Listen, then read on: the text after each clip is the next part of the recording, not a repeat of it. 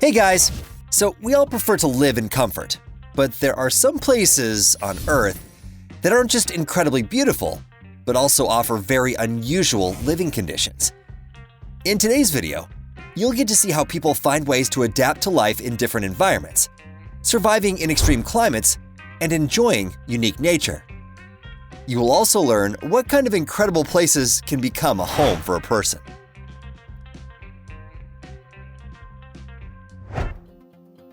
The Ponte Vecchio Bridge in Florence can be safely called one of the main attractions of the Tuscan capital.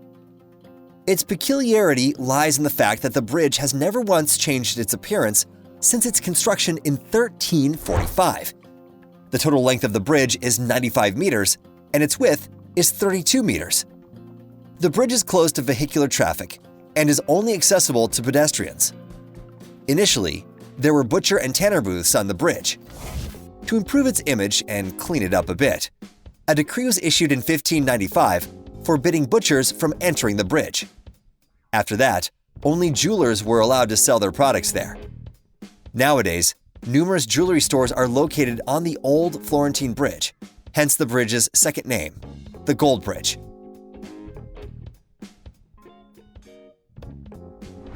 Prajama Castle is one of the oldest castles in Slovenia, located in the middle of a 123-meter-high cliff. The castle was built in 1274 and is located in the middle of a picturesque valley, surrounded by forests and fields, and resembles a swallow's nest from afar. There is a gallery dedicated to its last owner, Prince Windisgratz, inside the castle. Tourists can visit the castle dungeons, its many galleries, labyrinths of passages, and tunnels. Sentinel de Las Bodegas is a small town in the province of Cádiz, Spain. The city isn't built on a cliff and isn't cut into a mountain like many others, but it is located along the narrow gorge of the Treo River. Thus, being located in a lowland, the city is kind of covered from above by rocks that hang over it, many of which successfully serve as roofs for the local houses. This is the place where one can escape from the hustle and bustle of city life and plunge into a unique atmosphere. La Rinconada is one of the most remote and mountainous cities in the world, which is located in the Peruvian Andes. It is located at an altitude of 5,100 meters. Under these conditions, a person develops severe anoxemia, low oxygen content in the blood, which can manifest itself both during work and during sleep. However, this doesn't prevent tens of thousands of people from living there and working in the local gold mines. There are no sanitary services there, no sewage system, and trash is simply thrown into the streets or burned. The roads in the city are usually filled with dirt and sewage. The soil and water are contaminated with mercury, which is widely used by the local miners to extract gold. The glacier from which the city gets water is polluted. The more gold miners work, there are about 250 miles on the glacier, the faster it melts. There are no animals in the valley of the local river, not even butterflies.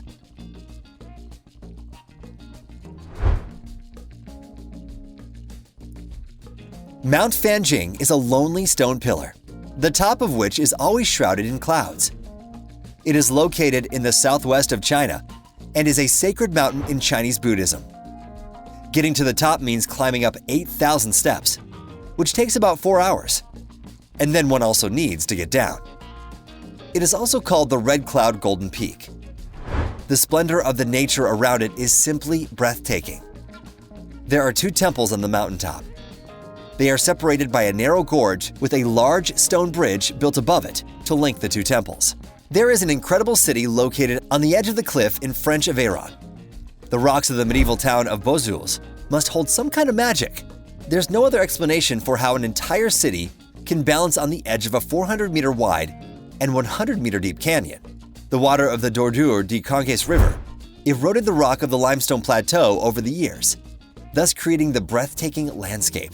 Its unusual terrain has become the natural defensive structure for Bosjuls. It's really hard to get to the city from the side of the river. There's a rather creepy area located on the outskirts of Cairo, the Menshea Nasir, or the Garbage City. People living there are usually outcasts. They're doomed to doing the dirtiest work all their lives and even pass it on to their kids. The entire area survives off of collecting and processing garbage. There are approximately 250,000 people living there. The streets, houses, and even the rooftops of the area are covered with trash. In fact, it's just a giant inhabited landfill. Bosco Verticale is a unique residential complex in the center of Milan, Italy. It's an amazing example of the harmony of nature in the city. Looking at this green engineering marvel makes one feel surreal. The complex consists of 2 towers, 76 and 110 meters high, with 18 and 26 floors respectively. The outer walls are covered with plants and trees, giving them the appearance of an unusual forest.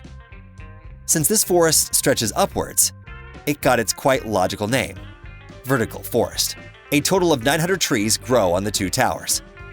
There's a total of over 90 species of plants growing on the 2 buildings. There is a beautiful old monastery located high in the cliffs of Monte Baldo in Italy. It seems to be hanging in the air above the picturesque valley of the Adige River. The temple offers a beautiful view of the surrounding area.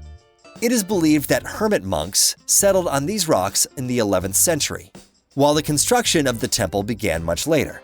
It was only in the middle of the 20th century that it got its current unforgettable appearance. Meteora is a rock formation hosting one of the main shrines in Greece, the Meteora monasteries.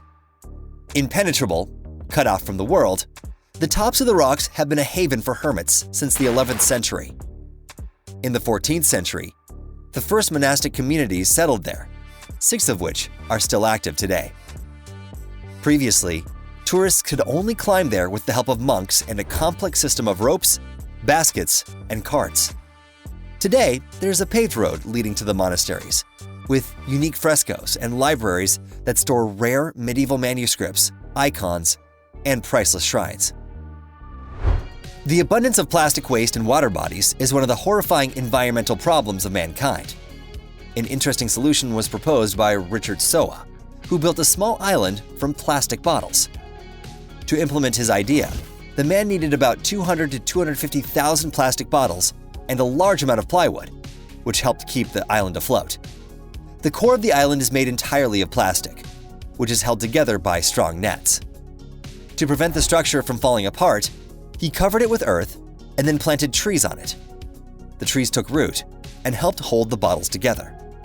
At the moment, the makeshift island is located near Isla Mujeres in the Caribbean. After he created the island and built a home on it, Richard moved there with his wife and children. They continue to live on the island to this day, growing trees and various other crops there.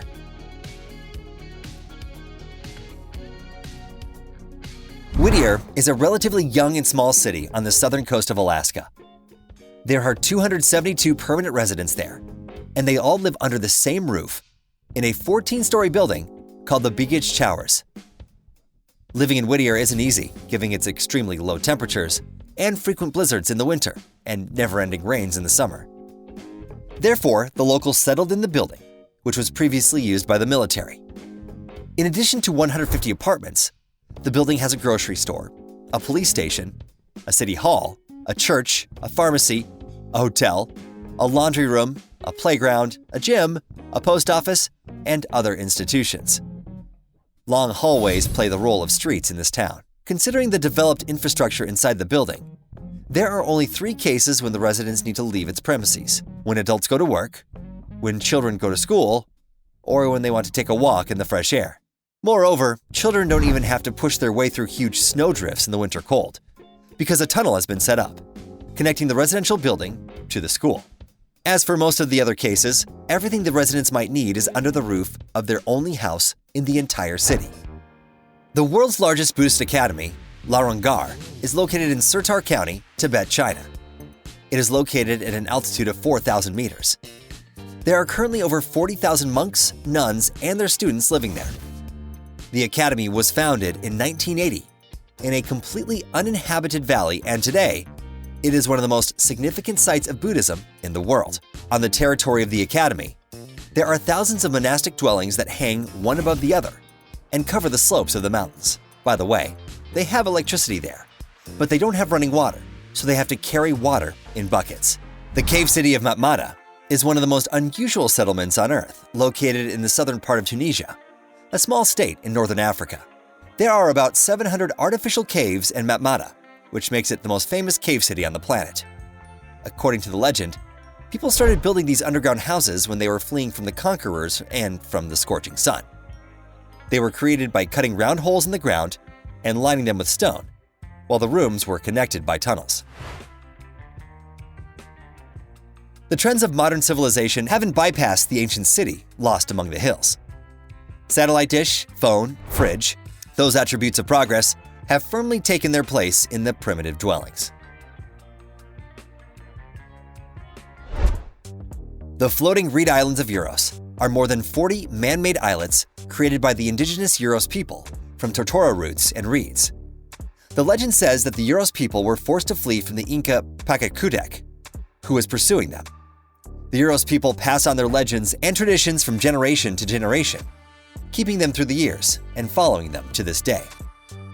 The main activities of the Euros people are fishing and hunting, but they can also keep cattle on especially large islands. They don't just use reeds to build islands, but also for houses, boats, and even to make souvenirs. They also use it in food. There is a place called Neftlari Oil Rocks in the Caspian Sea, 42 kilometers from the Absheron Peninsula. This is an urban-type settlement, the extreme eastern land point of Azerbaijan. The village is unusual because it is a system of metal paths and platforms in the middle of the water, and it is the oldest offshore oil platform in the world. Initially, the platforms were only built for oil rigs, but with the increase in their capacity, there was a need for more personnel. Thus, in 1958, the construction of the settlement for the staff began. They built 2 power plants, residential buildings, a hospital, and other industrial and social facilities, including an oil technology school. At one point, there could even be vehicular traffic arranged in Neftlari. About 2,000 oil workers and personnel from related industries live there. Currently, over 200 stationary platforms and 350 rigs operate in Neftlari. In half a century, 160 million tons of oil and 13 billion cubic meters of gas were produced there. Slab City is a place for the unfortunate, the desperate, and the ardent defenders of personal freedom. The city is located in the Colorado Desert of southeastern California, USA. It has become home to several generations of vagrants, homeless people, criminals, retirees, and disillusioned hippies. The police don't go there, and the locals call the city the last free place in the United States. About 150 permanent residents, who couldn't care less about the high temperatures of the desert in the summer, live there all year round. About 500 more people spend their winters there. Initially, the settlers used generators to solve the problem of electricity and water, but then they switched to windmills and solar panels. The city has a small pond, a library, a prayer hall, and a play area for children. And that's all for today, friends. Like the video if you found it interesting. Let me know in the comments which one of these places you'd actually want to live in, and we'll see you next time.